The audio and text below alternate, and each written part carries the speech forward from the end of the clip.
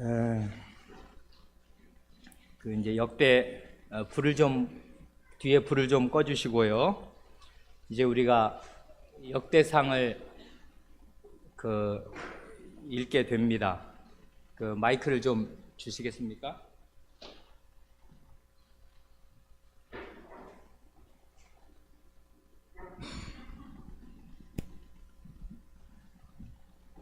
왜 저렇게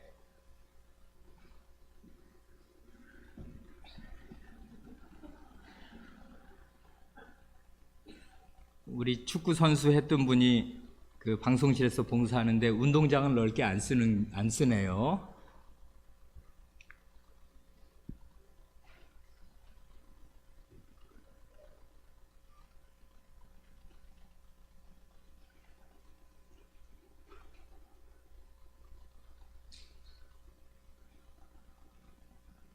역대상은 1장부터 8장까지가 전부 족보잖아요. 이건 굉장한 거지요.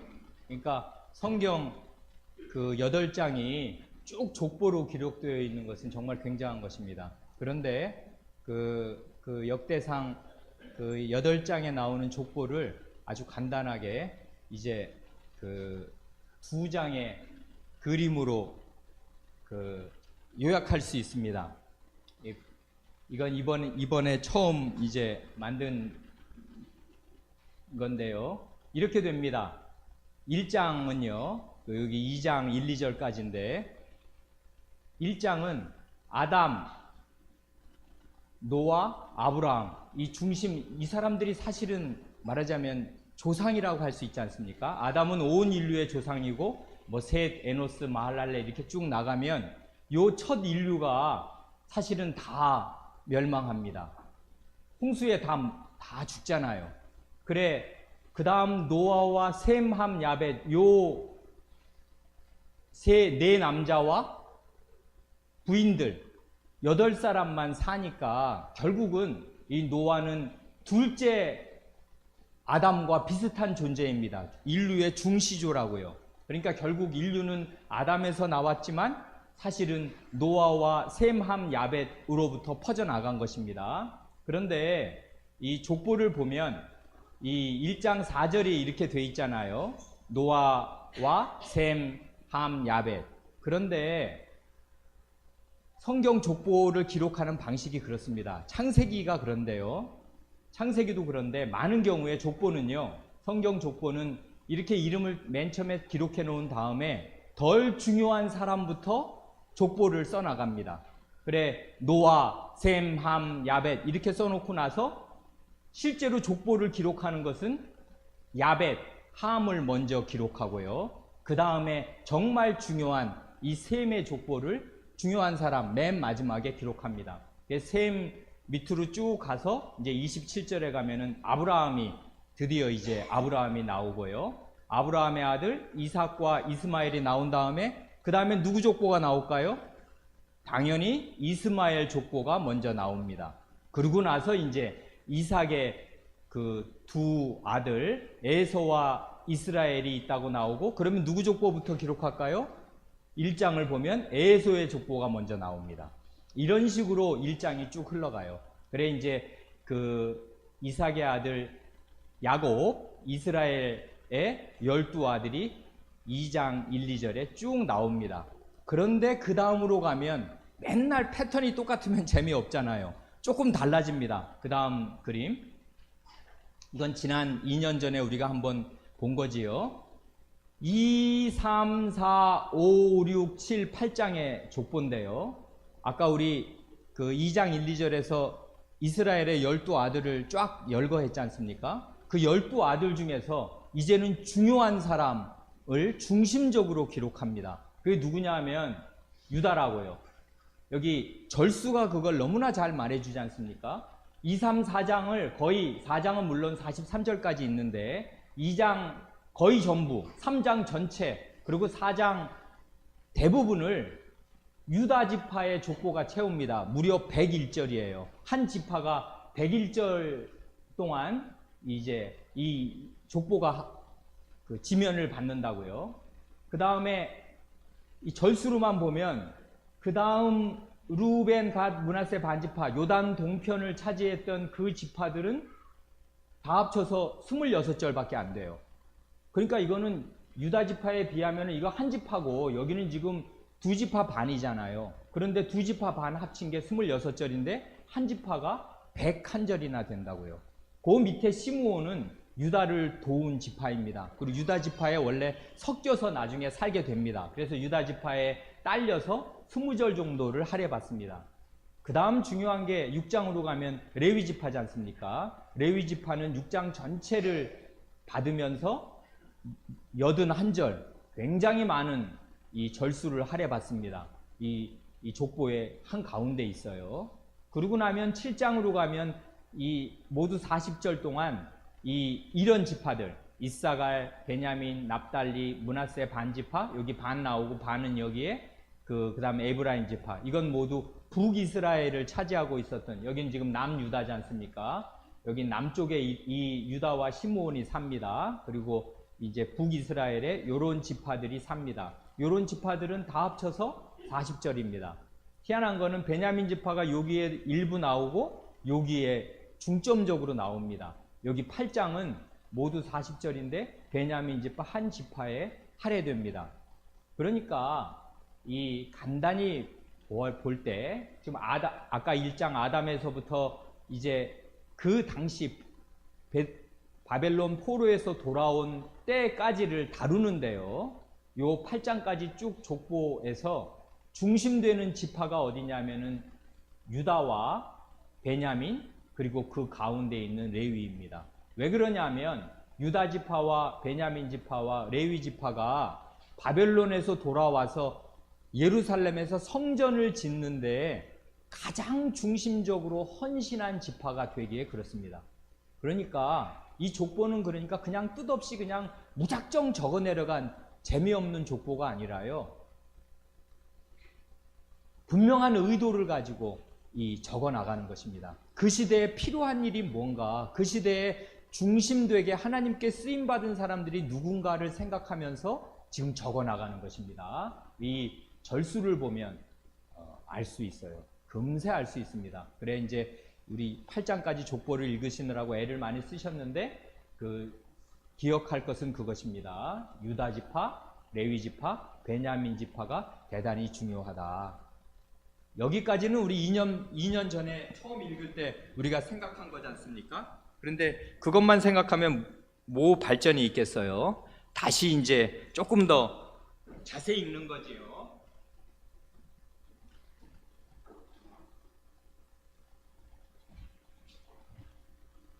그래 이번에 이제 이 족보를 자세히 읽어보면 희한한 일이 있습니다. 족보 중간에요. 안 쓸 말들, 대개는 족보는 그냥 사람 이름을 쭉 적어 내려가면 되는 거지 않습니까? 그런데 특별히 족보 중간중간에 잘잘못을 거기에 딱 기록합니다. 이게 아주 중요한 거라고. 이걸 사평이라고 그래요. 역사가의 논평. 그 한 줄이 이게 아주 결정적인 것입니다. 이건 하나님의 평가와 똑같은 거라고요. 그래, 사평을 적어 나갑니다. 중간중간에. 그러니까 그냥 사람 이름이 나오다가 그 사람에 대한 평가를 한마디씩 간단간단하게 하고 나아가는 게 있는데 그게 뭔가 이제 자세히 보면 좋습니다. 거기 모든 용례를 우리가 다 보기가 어려워서 몇 가지만 이번에는 보고 성경 한꺼번에 다 알 수 없지 않습니까? 다음번에 한 2년 뒤에 우리가 다시 역대기를 읽을 때 그때 좀 다시 보고 그렇게 하도록 합니다. 여기 한번 보지요. 잘한 일과 잘못한 일을 이렇게 이 역사 기록자가 척척척 논평을 하고 족보 가운데 지나가는데 그걸 잘 살펴보면 이제 공통점들이 발견이 됩니다. 4장 10절을 보면요. 이렇게 됩니다. 4장 10절. 하겸이가 역대상 4장 10절 한번 읽어 보십시오.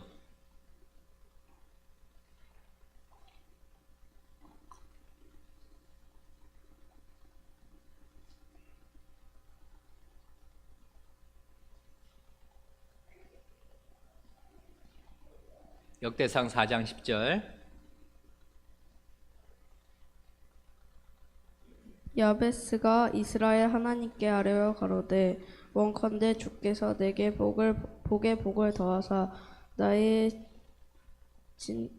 지경을 넓히시고 주의 손으로 나를 도우사 나로 환난을 벗어나 근심이 없게 하옵소서 하였더니 하나님이 그 구하는 것을 허락하셨더라. 예, 희한하죠. 족보 가운데 여러분 기도가 들어가는 거 본 적 있습니까? 그런 족보 봤습니까? 없어요. 우리나라야말로 조선왕조 500년을 거치면서 이 보학, 족보학이 무지하게 발달한 나라고 족보를 양반의 족보가 중요하니까요. 그래 족보를 아주 중시하는 문화 가운데 있던 나라인데 족보에 기도가 들어가는 일은 없단 말이에요. 그런데 이 족보는 희한합니다. 2번의 기도가 들어가는데 4장 10절에 그 기도가 들어갑니다. 그 기도의 내용이 뭐냐면 주님께서 내게 복의 복을 더하셔서 내가 사는 땅을 넓히시고 나를 도우셔서 이 환난을 벗어나 근심이 없게 하여 주시라고. 이게 지금 왜 그러냐면 이 땅을 지금 차지해야 하는데 주변이 지금 편안한 무주공산, 주인이 없는 빈 땅이 아니에요. 적들이 우글우글한 것입니다. 그래 환난과 근심이 가득한 그런 환경에서 주님께 구해서 내 땅, 하나님께서 주신 이 약속의 땅을 제대로 차지할 수 있게 해달라고 기도했더니 하나님께서 그 구하는 것을 허락하셨다고 합니다. 결론부터 이야기하면 역대기 기자가 왜 지금 이런 기도를 적는 것입니까? 역대기 기자의 처한 상황이 요 야베스가 기도할 때 상황과 똑같은 거예요. 이스라엘 백성이 바벨론에서 돌아왔을 때 마치 가나안 땅 처음 들어가서 차지하려는 상태와 똑같은 거예요. 왜 그러냐면 주변에 강적들 70년 동안 그 50몇 년 이제 바벨론의 포로로 가 있을 때 그 땅이 그냥 비어 있는 땅이 아닙니다. 사람들이 거기 적들이 들어와서 거기 산다고요. 그리고 뭐 어디서 몇십 년 만에 누가 와서 이거 내 땅이야 그러면 순순히 알았어 그동안 잘 썼어 고마웠어 안녕 이렇게 가는 게 아니라고요. 굉장히 어렵습니다. 지금 이 약속의 땅으로 돌아왔지만 여전히 식민지 페르시아의 식민지 상태고요. 그리고 그 땅을 차지하고 있는 적들이 우글우글한 것입니다. 환난과 근심이 가득합니다. 그 가운데 이 역대기 기자는 족보를 기록하면서 꼭 기억해야 할 자기 조상의 기도 그리고 그 기도의 응답을 받아서 그 땅을 차지했던 조상들의 이야기를 거기다가 써넣는 것입니다. 아주 이례적으로. 왜 그런지 아시겠지요? 그러니까 이 족보는 뜻없는 게 아니라고요. 이 하고 싶은 말이 있는 것입니다. 이 족보를 적으면서 4장 39절로 43절도 마찬가지입니다. 이거 아까 4장 10절은 유다 지파를 쭉 얘기하는 중에 얘기한 거지 않습니까? 그 다음에 유다 지파와 함께 살았던 그 시므온 지파도 보면 거기 양떼를 위하여 39절 양떼를 위하여 목장을 구하고자 해서 여기 어디에 이르러서 아름답고 기름진 목장을 발견했는데 그 땅이 광활하고 안정하니 이는 옛적부터 거기 거한 사람은 함의 자손인 까닭이라. 이 사람들은 다 지금 셈의 자손인데 함의 자손이 이제는 원수가 되어서 그 땅 옛적부터 거기 거하는데 아주 그 땅이 비옥하고 넓고 좋습니다. 그래서 결국 그 땅을 차지한다고요. 그 이야기를 길게 적어 놓습니다. 시므온 지파를 얘기할 때. 그리고 특별히 42절 보면 시므온 자손 중에 500명이 이러이러한 사람들로 자기들의 그 우두머리를 삼아서 세일산 에돔으로 가서 거기 그쪽에 남아있던 아말렉 사람을 치고서 오늘까지 거기 거하였다. 땅을 넓게 정복한 것입니다. 그 이야기를 적어 놓았습니다. 또 한 번의 기도가 나옵니다. 거기 5장 18절로 22절이 그렇지 않습니까? 이건 뭐냐면 르우벤, 갓, 므낫세 반지파 그 요단 동편에 가서 그 요단 동편을 차지했던 그런 지파 이야기를 해 나갈 때 특별히 19절부터 보면 저희가 이런 사람들과 싸우는 중에 20절 도우심을 입었으므로 하갈 사람과 그 함께한 자들이 다 저희 손에 패하였으니 이는 저희가 싸울 때에 하나님께 의뢰하고 부르짖음을 하나님이 들으셨습니다 합니다. 여기도 보면 기도가 나오지 않습니까? 이제 요단 동편의 땅을 차지할 때 거저 차지한 것이 아니라 싸워야 할 원수들과 적들이 있었고요. 강적이었습니다마는 이게 그러니까 싸우다가 환난과 근심을 당한 거지요. 그럴 때 하나님께 부르짖었더니 그리고 하나님을 의지하고 그 하나님께 부르짖으며 기도하면서 싸웠더니 하나님이 그 기도를 들으셔서 이런 큰 승리를 거두어서 거기 양 25만 뭐 약대 5만 양 25만 나귀 2,000마리를 빼앗으며 사람 10만을 사로잡았다 합니다. 굉장한 승전보를 울린 것을 적어 놓았습니다. 그러니까 이 잘한 일들을 우리 4장에서 두 가지 5장에서 한 가지 이렇게 보면 공통점이 있는데요. 땅을 차지한 것입니다. 그리고 그 가운데 3번 중에 2번은 주님께 싸우면서 기도했습니다. 그랬더니 주님께서 그 기도를 들으시고 과연 땅을 차지하게 해주셨습니다. 그러면 이런 족보를 읽는 사람들은 똑같은 환경에서 어떻게 해야 되는 거예요? 그건 자명한 것이죠.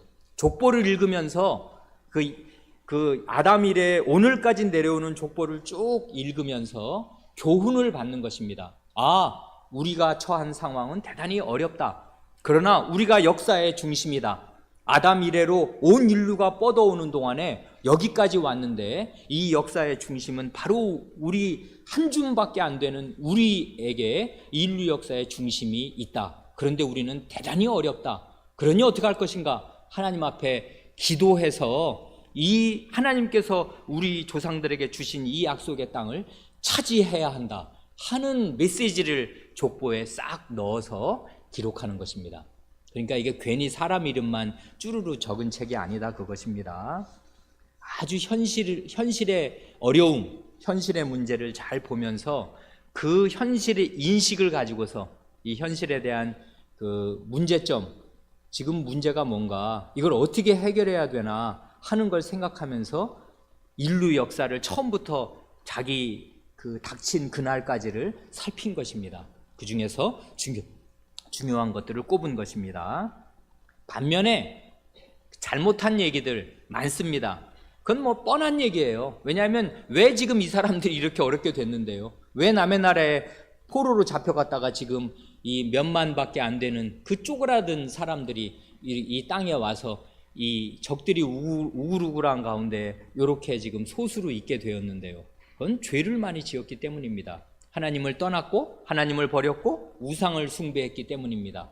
그래, 우상을 숭배해서 하나님께 죄를 지으면 어떻게 되나 그 예들을 간략간략하게 적어 놓습니다. 그래, 이걸 다 우리가 살필 시간이 없는데 여기 보면 거기 그 유다의 아들 2장 3, 4절이 그거지 않습니까? 유다의 아들 엘과 오난과 셀라 중에 엘이 여호와 보시기에 악함으로 하나님께서 죽이셨다. 이건 생육하고 번성하라는 하나님의 명령 위에서 특별히 언약의 백성을 낳아서 번성하게 해야 하는데 그런 하나님의 뜻을 정면으로 거부한 요 사람을 하나님이 그 목숨을 거두어 가십니다. 언약의 백성을 낳아줄 의무를 배반하는 이런 사람들을 이런 악행을 고의로 행한 사람을 하나님께서 목숨을 거두어 가십니다. 이건 좀 다른 얘기지만 오늘날 나이 들어도 결혼할 줄을 모르고 결혼할 생각을 안 하고 아이 낳을 생각을 안 하는 사람들은 여기에 해당되는 사람임에 틀림이 없어요. 하나님 나라는 하나님 백성들로 채워져야 마땅하고 생육하고 번성하라 하나님이 복 주시며 명하셨습니다. 그런데 그게 무슨 복이야? 애 낳으면 고생이지 하는 것이 요즘 세상 사람들의 하나님을 대적하는 생각입니다. 결혼할 생각 안 합니다. 결혼해도 아이 낳을 생각 안 합니다. 이게 이런 생각이라고요. 하나님의 그 복 주시려는 방향과 정반대의 생각을 자기의 가치관으로 확고부동하게 무장하고 하나님을 대적한다고요. 그런 사람의 목숨을 하나님께서 거두어 가셨습니다. 그런가 하면 2장 7절을 보면 거기 아간, 여기 이제 이름이 조금씩 우리가 아는 이름과 달리 표현되기도 합니다. 여기는 아갈이라고 그랬지 않습니까? 아갈. 이 사람은 탐심을 품었습니다. 아간이 여리고성에서 하나님이 다 하나님께 바치라고 한 물건을 도둑질해서 어떻게 됐는지 다 아시지요? 그 다음 아이성 전투에서 이스라엘 군대 36명인가가 그 죽임을 당하고 아간도 결국 죽임을 당했습니다. 탐심을 품은 결과로 본인도 하나님의 백성 가운데에서 축출이 되었고 이스라엘 백성 여러 사람을 죽게 하였습니다. 이런 죄를 지었어요. 그러고 나면 그 2장 22절 거기 이렇게 보면 이게 다 유다 지파에 그 있었던 일인데 23절 보면은 그술과 아람이 야일의 성을, 이게 야일은 유다 지파의 사람인데 그술과 아람 사람들이 야일의 성읍들과 그낫과 그 성들 모두 60을 그들에게서 빼앗았으며 이번에는 성을 뺏깁니다. 유다 지파가 이런 일들을 적어 놓았습니다. 그리고 5장 25절 26절로 가면은 하나님께서 그 땅 백성의 신들을 간음하듯, 이 간음한다는 것은 하나님께 대해서, 하나님이 자기 남편인데 자기 남편을 버리고 그 부인이 그 다른 그 남자를 좋아한다, 그런 얘기지 않습니까? 영적인 간음입니다. 우상 숭배는. 그런 간음하듯 우상을 섬긴 그런 지파를 여기 26절 뒤에 보면 르우벤과 갓과 므낫세 지파를 사로잡아 할라와 하볼과 하라와 고산 하숫가에 옮긴지라. 이게 결국 언약의 땅에서 쫓겨나게 되는 그런 일을 기록하였습니다. 그리고 나서 7장 우리 21절 23절을 보면 이번에는 에브라임 지파 사람 얘기인데, 에브라임 지파는 어딘지 알죠? 거기 그 유다 지파 윗부분이 에브라임 지파 땅 아니에요? 그 땅 거기 옆에 왼쪽으로 내려가면 가드가 있단 말이에요. 블레셋 땅. 가드 토인에게 죽임을 당하였으니 이는 저희가 내려가서 가드 사람의 짐승을 빼앗고자 하였습니다. 그래, 맨 마지막 23장 맨 뒤에도 그 집이 재앙을 받았으므로 그 이름을 불의하라 하였더라 합니다.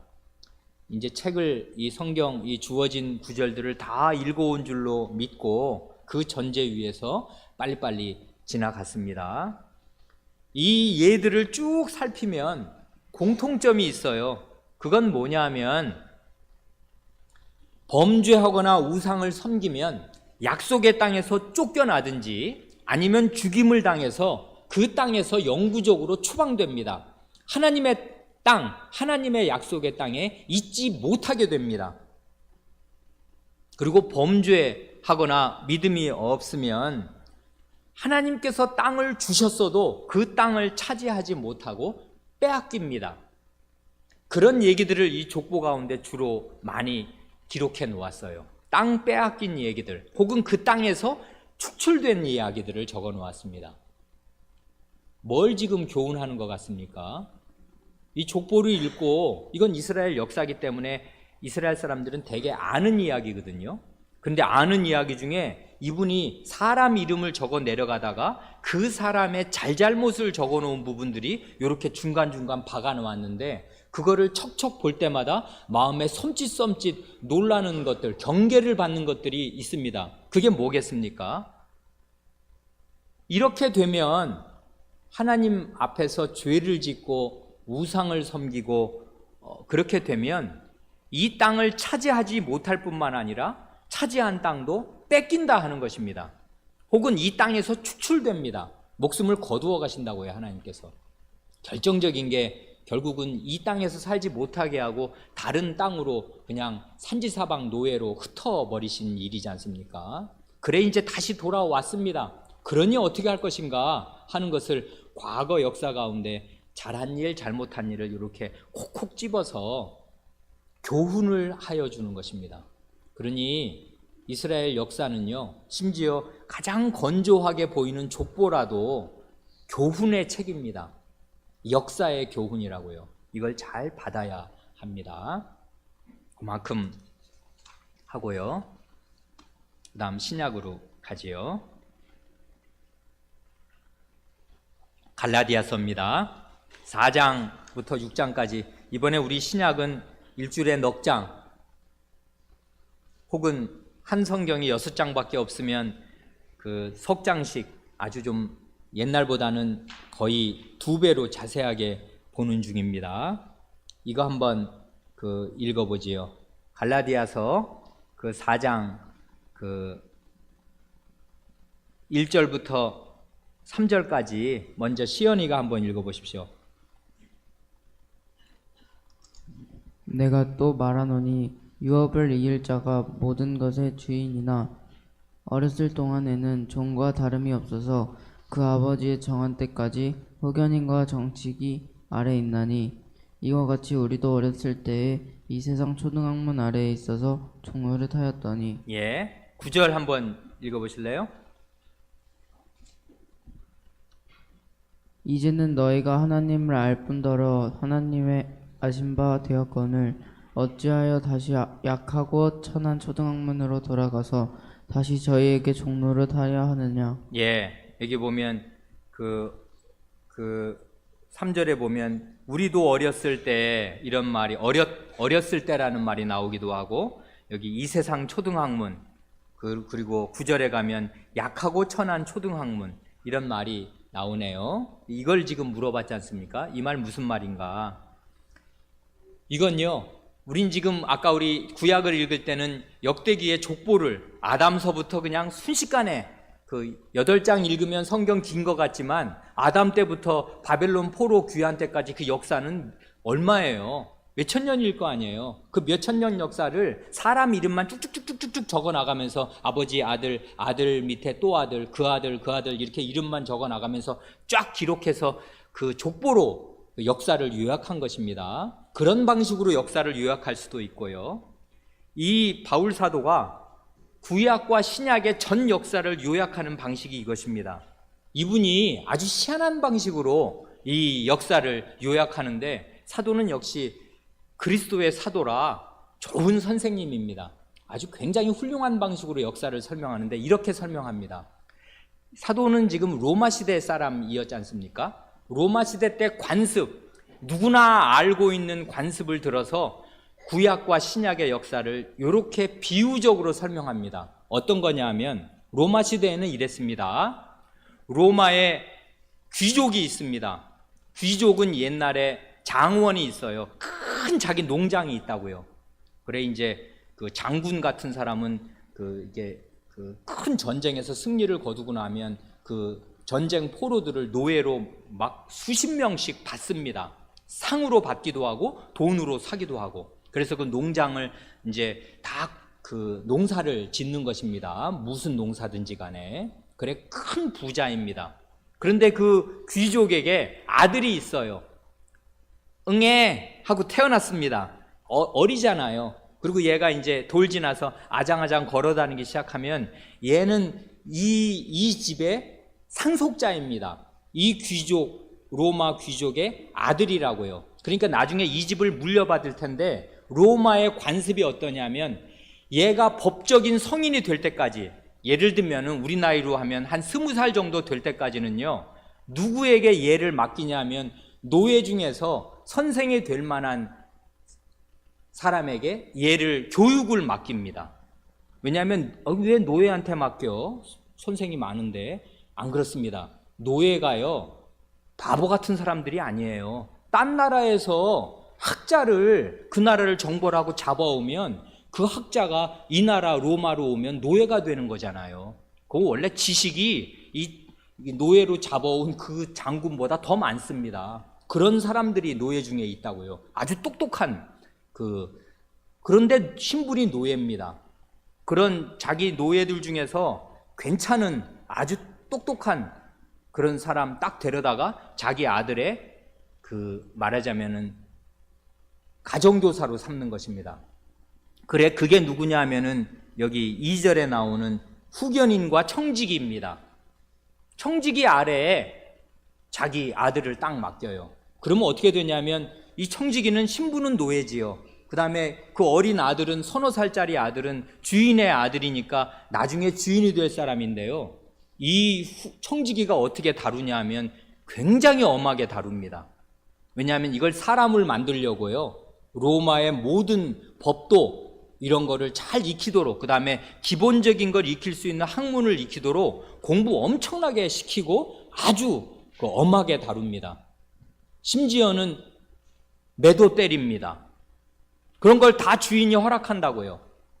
그러니까 이게 원래는 노예고 이건 주인인데, 주인의 아들인데 그 노예 밑에서 굉장히 혹독한 시절을 보내요. 좀 약간 끔찍한, 괴로운 단련의 시기를 보냅니다. 그러면서 이 소년기를 보낸다고요. 그러고 나서 나중에 이제 어른이 딱 되면 아버지가 자기 집에 너는 내 상속자다 하고 공적으로 선포를 하고 이제 우리 집의 후계자로 지명을 하면 그때 가면은 이제 이 사람이 정말 2인자가 되는 것입니다. 이 집안에. 그리고 나중에는 자기 아버지를 이어서 전체 노예와 전체 재산을 관장하는 주인이 되는 것입니다. 그게 로마 시대 때 관습이라고요. 요 잘 알고 있는 로마 시대의 관습을 가지고 구약과 신약을 설명하는 것입니다. 어떻게 해요? 이렇게 해요. 하나님께서 여기 이런 것입니다. 여기 1절부터 그래 다시 보지요. 내가 또 말하노니 유업을 이을 자, 아버지의 재산을 다 이어받을 하나님의 자식들, 하나님 나라를 다 이어받을 자가 모든 것의 주인이지만 나중에는 모든 것의 주인이 될 것입니다. 하나님 나라를 다 상속받게 될 것입니다. 하나님의 백성이. 그렇지만 어렸을 때에는요, 뭐와 다름이 없어요. 종과 다름이 없습니다. 왜냐하면 노예 밑에 들어가서 하라는 대로 다 해야 돼요. 안 하면 어떻게 돼? 매맞습니다. 그러니까 유업을 이을 자가 모든 것의 주인임에 틀림이 없지만, 신부는 그렇지만 그건 나중 얘기고 어른이 됐을 때 얘기고, 어렸을 때는 종과 다름이 없습니다. 이 어렸을 때가 언젠데요? 구약시대라고요. 구약의 그 긴 시간 동안에는 하나님의 백성이라도 종과 다름이 없었습니다. 그래서 그 아버지의 정한 때까지, 아버지의 정한 때가 언젠데요? 신약시대가 올 때까지, 어른이 될 때까지 하나님의 백성이, 그때까지는 후견인과 청지기 아래에 있습니다. 이건 로마 시대의 풍습이니까 너희들 다 알지? 이와 같이 그처럼 우리도 어렸을 때에는 이 세상 초등학문 아래에 있어서, 이 세상 초등학문이란 여러 가지로 얘기할 수 있지만 간단하게 한마디로 하면 하나님의 율법입니다. 대단히 엄격한 율법이라고요. 율법 아래에 있어서 종노릇하였습니다. 이거 해, 지켜. 안 지켜? 그러면 엄청 혼납니다. 반 죽어납니다. 어마어마하게 무섭다고요. 그래, 그런 혹독한 어린 시절을 보내야만 하였습니다. 근데 4절입니다. 때가 찼습니다. 이제 하나님이 정하신 때, 여기 2절에 보면 그 아버지의 정한 때가 있거든요. 역사는 하나님이 정하시는 거라고요. 그래, 하나님이 역사의 마지막 때를 정하시고 이 물이 차기를 기다리셨습니다. 그래서 통에 물이 차는 것처럼 때가 이렇게 차서 찰랑찰랑해서 가득 찼습니다. 그럴 때 하나님이 아드님을 보내셨습니다. 그래서 여자에게서 나게 하시고 특별히 그 율법 아래에 나게 하셨습니다. 그래서 율법 아래에 있는 자들을 건져내시고 우리로 아들의 명분, 이제는 네가 아들이야, 내 아들이야, 상속자야 하는 그 명분을 얻게 하시려고 아들을 보내셨습니다. 그리고 여기 보면은 하나님께서 때가 차서 아들을 주셨는데, 예수 그리스도잖아요. 아들을 주셨고 6절에 보면은 주신 분이 또 있습니다. 너희가 아들인 거로 하나님이 그 아들의 영을 우리 마음 가운데 보내사 아바 아버지라 부르게 하셨느니라. 그리스도도 주시고 성신도 주셨는데, 성신은 특별히 어떤 분이냐면 아들의 신입니다. 그래서 아들의 신을 받으니 하나님을 이제는 아버지라고 부를 수 있게 하셨습니다. 그렇기에 7절, 그러므로 이제 이후로는 종이 아니요 아들이니 아들이면 하나님으로 말미암아 유업을 이을 자니라 합니다. 놀랍지 않습니까? 이 신약 시대의 신자들은 이제 성인에 이른 것입니다. 20살 다 됐습니다. 어려운 때 지나갔습니다. 노예 밑에서 혹독하게 훈련을 받던 그 어린 시절 지나갔습니다. 이제는 상속자로 선언되는 그런 때가 왔습니다. 누구 때문에요? 하나님의 아드님과 그 아들의 신 때문에 그렇게 되었습니다. 그리스도와 성신을 주시는 요 때, 역사의 마지막 때, 신약 때에 와서 하나님의 백성이 이제는 율법의 종노릇, 율법이 그냥 혹독하게 다루는 그런 치하에 있지 않고 거기서 벗어나게 됐습니다. 이젠 주인이 되었습니다. 그래 8절, 그러나 너희가 그때에는 하나님을 알지 못하여 본질상 하나님이 아닌 자들에게 종노릇하였더니 이제는 너희가 하나님을 알 뿐더러 하나님의 아신 바 되었거늘 어찌하여 다시 약하고 천한 초등학문으로 돌아가서 다시 저희에게 종노릇하려 하느냐. 만약에 로마 시대 때 20살이 다 된 그 이제 집에 아버지의 그 상속 반지를 딱 이어받은 로마의 귀족의 아들이 말이에요. 다시 그립다 옛날이요 해가지고 다시 10몇 살 때로 돌아가서 그 노예 밑에서 굽신거리면서 오늘은 뭐 해야 돼요? 하면서 그 밑에 쪼그리고 앉아있다 그러면은 부끄러운 일이지 않습니까? 자기 신분이 뭔지도 모르는 거지 않습니까? 너희들이 지금 하는 것이 그런 것처럼 왜 율법으로 돌아가서 그 율법의 엄격한 요구들을 다 이루어서 구원을 받으려는 그런 헛된 생각을 왜 하고 있냐? 왜 율법의 종노릇을 하려고 하고 있냐? 그러지 말아라. 지금 너희는 자유자고 아드님이 오시고 아드님의 영이 오셔서 너희 하나님의 아들들로 다 선언된 그런 시대에 너희는 산다 하고 얘기하는 것입니다. 더할 얘기가 있지만 시간이 많이 가서 이만큼만 하겠습니다. 이 바울 사도의 교육 방식은 아주 우수합니다. 기도하겠습니다. 주님, 저희가 하나님의 말씀에서 구약의 역사를 배우오며 구약과 신약이 어떻게 관련되는지를 배우오니 하나님의 말씀, 이 오래된 역사책을 읽을 때마다 저희가 역사에서 교훈을 받게 하시옵소서. 우리 구주 예수님의 이름으로 기도하옵니다. 아멘.